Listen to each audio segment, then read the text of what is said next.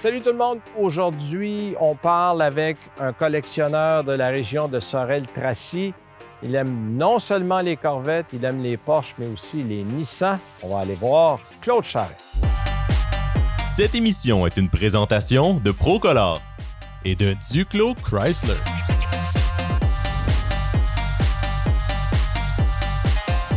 Bonjour Benoît. Hey, merci de nous accueillir.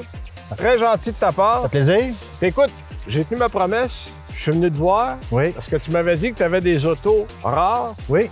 Moi, je connais des collectionneurs qui vont dans la quantité. Toi, tu y vas dans la qualité. Écoute, les modèles qu'on voit au premier coup d'œil, c'est des modèles qu'on dit « Ah ben oui, on connaît ça, une Corvette, une Porsche 911. » Mais c'est pas n'importe quelle Corvette, c'est pas n'importe quelle Porsche 911. Mais parle-nous de ta C6, parce que c'est pas une C6 ordinaire.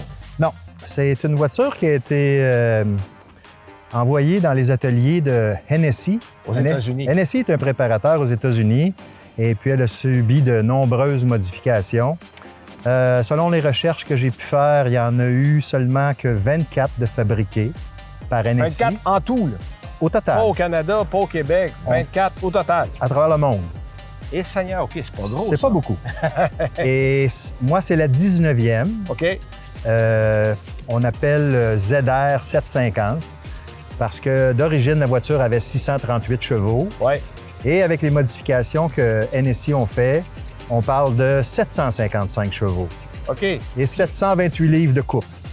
Fait que ça manque pas de puissance. Pas du tout. Ça manque pas de puissance. Et toi, t'as même trouvé un petit truc pour en rajouter une couche. En fait, c'est Hennessy qui... OK. Si on fait une deuxième programmation, je peux mettre de l'essence dans cette voiture-là qui augmente la puissance du véhicule substantiellement avec un indice d'octane plus riche. On va chercher pratiquement 100 chevaux. OK. Fait que là, on est rendu à 850. Oui, tout près. Fait que ça, t'as ça dans la voiture. Oui. Puis ça, c'est dans l'allume-cigarette. Dans l'allume-cigarette, j'ai un connecteur ici. OK. J'appuie dessus.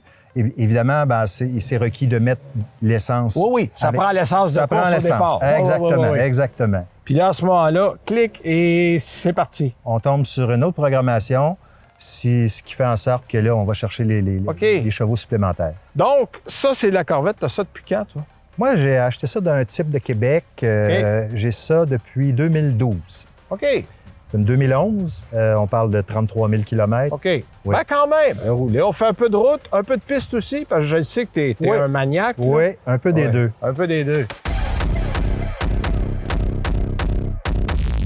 Là, Claude, on passe d'une voiture rare à une autre voiture rare. Parce que quand on la regarde comme ça au premier coup d'œil, bon, c'est une 911 Turbo, 2007, mais elle aussi est passée par un préparateur.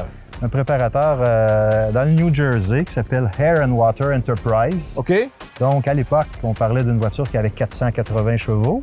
Ouais. Une fois les modifications faites sur le véhicule, on parle plutôt de 750 chevaux. Et tabarnouche, c'est pas rien, là. Oui. Puis, dans lui aussi, tu as un petit module qui permet d'aller chercher la puissance. Exactement. On a ce petit bidule électronique-là qu'on branche dans l'OBD2. Dans le port OBD2. OK. Et puis, on sélectionne... il y a un menu. Oui, il y a un menu avec, OK. avec le type d'essence qu'on veut mettre. Essence à la pompe. Oui, Essence de course. de course. OK, donc, on peut faire varier le rendement. Du véhicule, OK. parce qu'on n'obtient pas toujours la même suralimentation sur nos nos turbos. Donc, ça va faire varier Oui. la puissance des turbos. Oui. Hey, c'est avancé, ça. Ça, t'as acquis ça en quelle année, ça? Ça, j'ai ce véhicule-là depuis, c'est une 2007, je l'ai acquis en 2010. OK. Elle avait 16 000 km. Écoute, t'es dans Et aujourd'hui, elle en a 33. OK. Fait que 33. Environ. En fait, ce que j'essaie de faire, parce que j'ai plusieurs véhicules, Ouais. j'essaie de faire rouler un peu chacun des véhicules. En tout cas, si tu manques de monde... Pour moi, les conduire? C'est mon métier. Je peux toujours me sacrifier. Mais j'ai pas de problème avec ça. Tu es toujours le bienvenu, Benoît. Là, écoute, on a vu 2 modèles d'exception, mais c'est pas tout. Dans ton garage, tu as des Nissan Z. Oui. On va aller voir ça.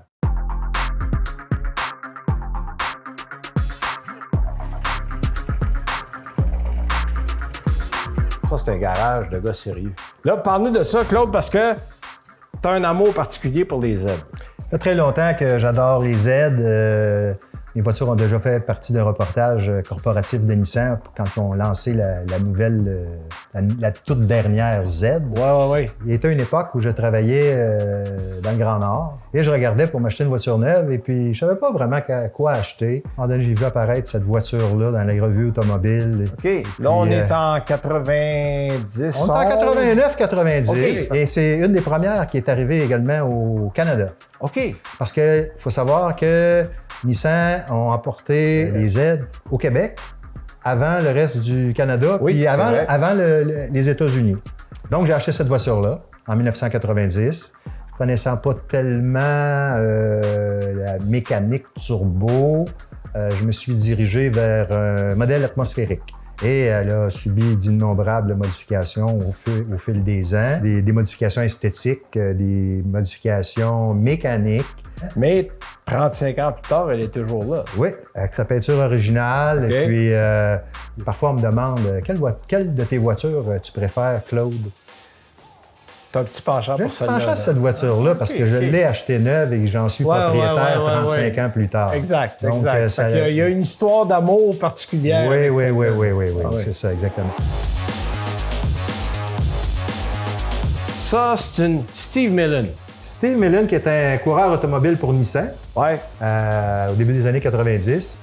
En 1995, Steve Millen a approché Nissan USA pour lui proposer de faire une version un petit peu particulière pour le 25e anniversaire de la Z.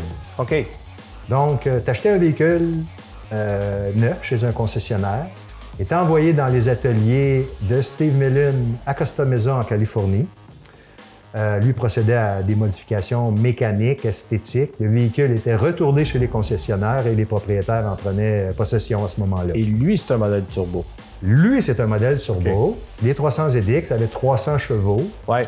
Et puis, on venait rajouter 2 livres de suralimentation sur les turbos, ce qui faisait qu'on se ramassait avec 365 chevaux. OK, donc c'était pas de la folie furieuse. Exactement. C'était juste assez pour lui donner un petit zip de plus. Sauf que l'ancien propriétaire était un peu excessif. Ah bon, d'accord. Donc, elle a été envoyée dans les ateliers d'Alta Nissan, qui est un concessionnaire en Ontario, pour subir d'autres modifications. On est parti d'une modification faite par Steve Millen à une remodification supplémentaire. On pourrait dire ça. Puis là, il y en a combien de chevaux là maintenant? Là, la voiture a été détunée. OK. Et la voiture a déjà eu 588 chevaux. Ouh, OK, là, ça commence plus sérieux, à être violent. Là. Oui, c'est ça, exact. Ça, c'est des modèles, des Steve Millen, il n'y a pas eu gros, là.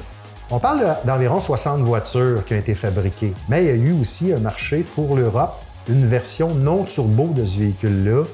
Et on parle d'environ 40 véhicules.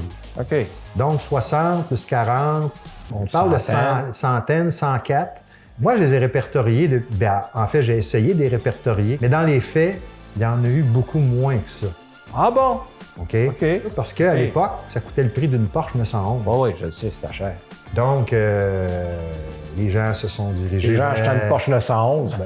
Évidemment, plutôt que d'acheter un Nissan. Ah oui, exact. Okay. Là, Claude, je te posais la question, as-tu des projets? Y a-tu d'autres voitures que tu regardes en ce moment, d'autres modèles? Tu dis, Benoît, ça l'âme tente. Je regarde toujours les voitures. À chaque semaine. Ça fait quand même un petit bout de temps que je regarde les Nissan GT-R. Oui. Surtout qu'on va arrêter d'en faire la production. Ah, c'est déjà fait, là. Oui, c'est ça. C'est déjà fait. Donc, ça va devenir une rareté. Fait que là, il va falloir agrandir le garage un petit peu. Ouais. Et mettre des élévateurs. Ben écoute, merci pour ton temps. Ça me fait toujours plaisir. Merci, Claude. Merci d'être venu. Salut.